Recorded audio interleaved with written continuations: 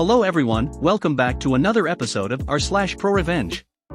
In today's episode, you want the school tour to be memorable? Careful what you ask for. I need 3 out of 4 manager approvals? I'll get them myself then. No, you're not out, but before we get started, make sure to subscribe so you will never miss a video.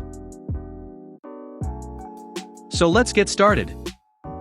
You want the school tour to be memorable? Careful what you ask for. My college years, back when I was an overworked, irritated, cranky little ST.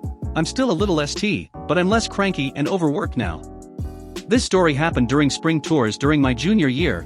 Incoming prospects were being shown around campus, the engineering students such as myself were burned out with year-end projects, and the deans were busy bragging about how awesome this campus was and how educational it would be to come here, while neglecting to mention the FG price tag.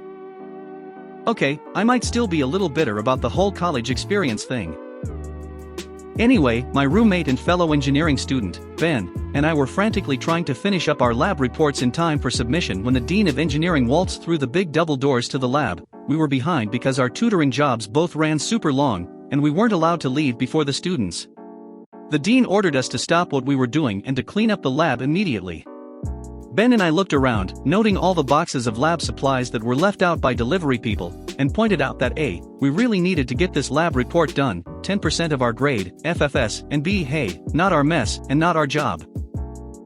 The dean countered by saying that if we didn't comply, he'd tell our lab instructor to give us zeros on the assignment anyway, that it was our fault for not being more prepared, and finished by saying, you need to make this lab spotless. We want the tour to be memorable for these new students, and you will help to make it memorable. The lab instructor heard the last half of the rant, as he walked in the door about the same time as the dean walked back out. He sighed and shook his head. Sorry, guys, tell you what, I'll try to push back the submission deadline an hour for you guys. Fair? Ben and I both shrugged, already resigned to the fact that the lab instructor, while sincere, had a very minimal idea of how computers worked and certainly had no idea how to change a submission deadline. I pushed Ben out of the way of the computer. You start. I'll finish the BSing here.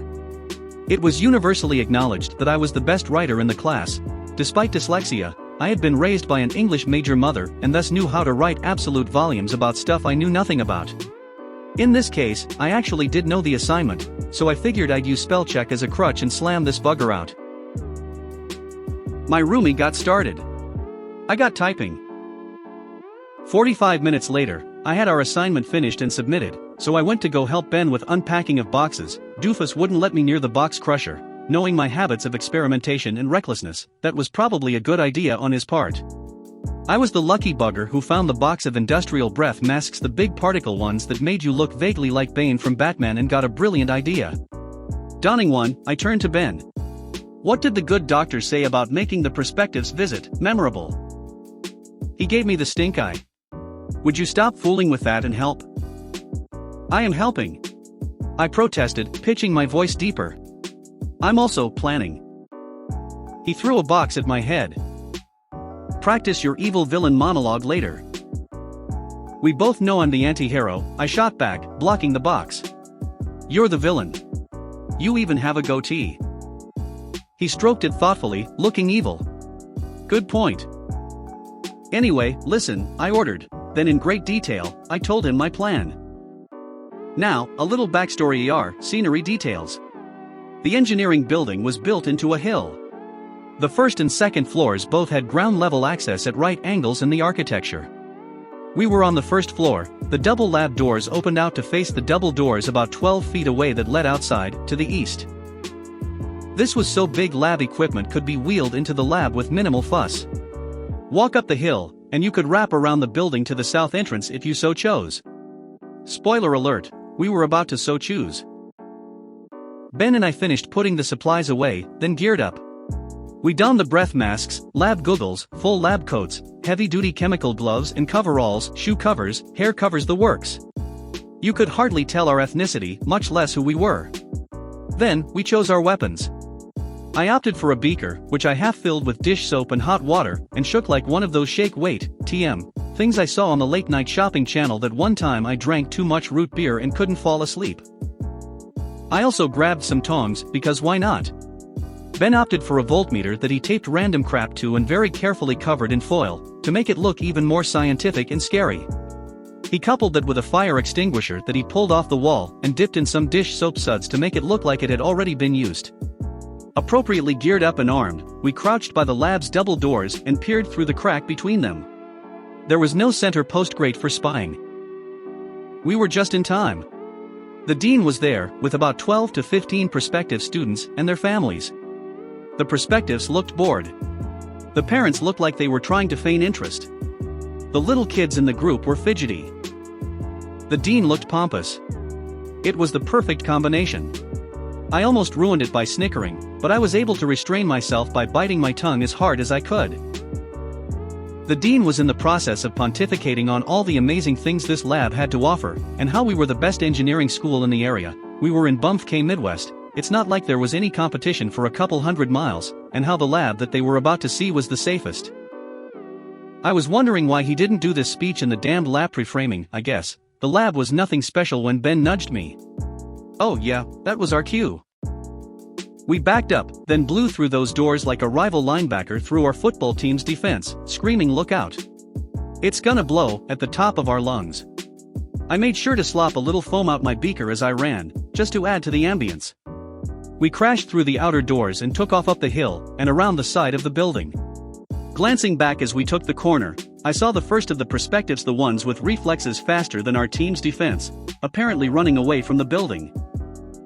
Ben and I made tracks. We got in the south doors, ran down the back stairs, and re-entered the lab from the other side. The double lab doors had swung shut in our absence, but a peek through the crack showed that it wouldn't have mattered. The dean was outside trying to round up the tour, who had scattered to the four winds. We stripped off our gear in record time. I accidentally pantsed myself, I was in such a hurry, and put everything away. We rinsed out the beakers. Ben tossed the voltmeter chimera in his bag for breakdown later, and I hung the extinguisher back up. Then, we grabbed a few textbooks and sat down at one of the tables, pretending to be studious. I told Ben to turn his book right side up for more realism.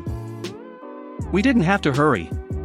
It was a good 5 minutes before the doors opened and the dean entered, leading the dubious tour. Man, if looks to kill, we'd have been dead and buried on the spot. He ushered the tour through awfully quickly, given the length of his prior speech, and gave us one last death glare as he headed out the other side. A couple of the kids looked at me questioningly. I winked at them, they nodded, started snickering, and continued on their merry way.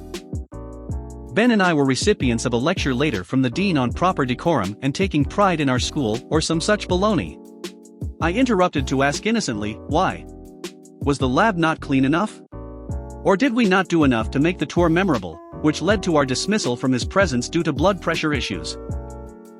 A new rule was added to the school shortly thereafter. In the laboratory section, students shall not handle any lab supplies without a faculty member present. However, we were never asked an A. We were banned from putting new supplies away again. Got an A on the report, by the way. I'm not sure if it was good enough to warrant that, but the lab instructor had a sense of humor, and I never turned down a good grade. I need 3 out of 4 manager approvals? I'll get them myself then. This was about 4 years ago. I worked at a management company in the accounting department. I was the jack of all trades, being trained to fill in any spot that was empty on any given day. A spot that was routinely empty was water meter reader once a month. Reading the meters was nice because you got to leave the office, but we had horrible accommodations to help us and the job took all week just to finish reading the meters, not including entering all the data when we got back. After 2 months, I realized we could speed up the process if we used iPads instead of paper. It allows us to carry more information with us while losing less during the process. It would eliminate second trips to double-check numbers in the field instead of waiting 3 days until we could back to the office and log onto the computer. This company had 4 owners and each managed a different department. Karen ran the accounting department. Karen was, as the name suggests, a manager Karen. The other 3 departments were run by Mary, Susan, and Amy. I brought up my idea to Karen, and she shoots it down. She tells me it won't work, we've never done it like that, and besides, you need 3 managers to approve your request anyway. Now typically requests went to your department head, and then she would take them to the other managers for further approval, but Karen decided to shut me down from the get, all because she didn't think of it herself. Whatever. I went to Susan first because Susan loved me. I laid out my plan to get approval for the iPad. Susan thought it was a fantastic idea but didn't want to come against Karen. Still, she said if I got the other two on board, she'd 100% have my back. Mary was next. Mary was the one I had to sign out the iPad from anyway. I explained how I had already made sure no one else had requested the iPad for those days, and how this would save the company time and therefore money. Mary was hooked. Amy was last. I wasn't sure how to approach Amy with the plan. I was careful, only giving away the information I absolutely needed to in order to find out how to get her approval. Amy asked if Karen approved. When I said no, Amy immediately said yes. I hadn't realized Amy was sick of Karen, and would pretty much say anything to piss her off. Now that I had 3 out of 4 approvals, I took the iPad with me on the next meter reading, conveniently forgetting to mention to Karen what I had done. When we cut down our week of work to 3 days, Karen asked how we finished so quickly. That's when I showed her, and the other 3 managers, how well the iPad idea worked. Karen still tried to veto me, but the other 3 managers essentially told her that my idea was being implemented on a permanent basis, and she was just going to have to deal with it. The next month, I realized the largest property we had to do readings for had a golf cart for general workers' use. I again approached Karen with the idea of getting approval to use the golf cart and cut down our 3 days down to 2, along with allowing us to bring water throughout the property and not dealing with dehydration and overheating. Karen repeated what she said the first time. I would need 3 managers' approval, and I didn't have hers. So I went round again doing the same thing. Susan and Amy were on board immediately, but Mary didn't want to come around this time. Mary said I would need approval from the board of directors for the property to use the golf cart. Lucky me, I knew the board because every time we read meters, they came out to chat with us. During our next meter reading, I played up the heat and the walking, mentioning how nice it would be to be able to drive our vehicles but knowing it would tear up the grass. One particularly loud board member, nicknamed Red for her hair, made a big stink and got me approval by that night. Mary approved the use of the golf cart the next day, and we were done in 2 hours what normally took us all day. Going back early pissed off Karen again, because I didn't follow company protocol with my ideas. She insisted that had I simply persevered, she would have taken my ideas to the others eventually. She actually told me eventually. Meanwhile, it only took me 3 months to reduce a job from a week's worth of work minimum to 4 days maximum. The other managers have set up a permanent schedule for the current water meter readings, and I now have a new job where my boss actually listens to my ideas. No, you're not out, but I saw a paintball story on here earlier that made me realize my favorite paintball story might count as MC.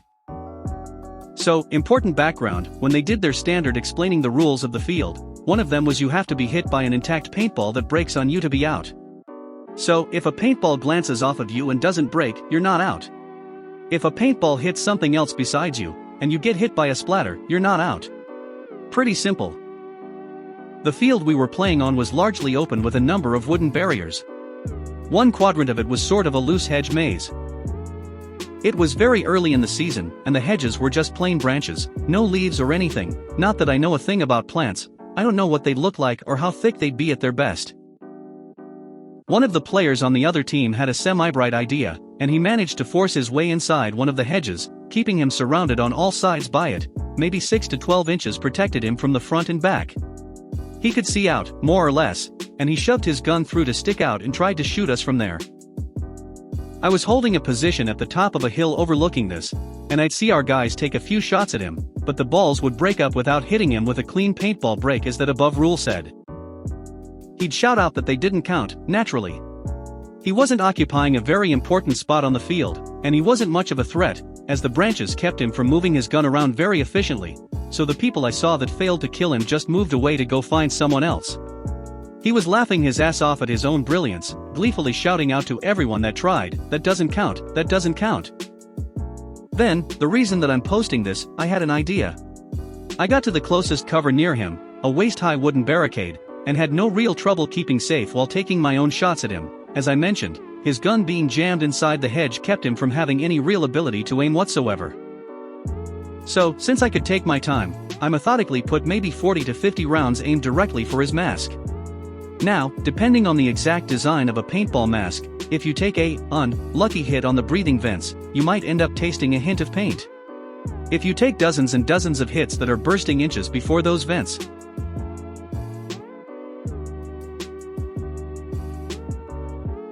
I just kept firing, yelling at him, "These don't count. You're still in. These don't count," until he forced his way out, gun high in the air, which is the sign for "Don't shoot me, I'm out." Took his mask off long before getting off the field, which is generally not something you do before you're totally off the field, and spit out paint the whole way off, with the bottom half of his face completely soaked. I very much complied with the rules and agreed with him the whole way though. None of my shots counted, he just chose to quit of his own free will. If you made it to the end of the video, thanks for watching.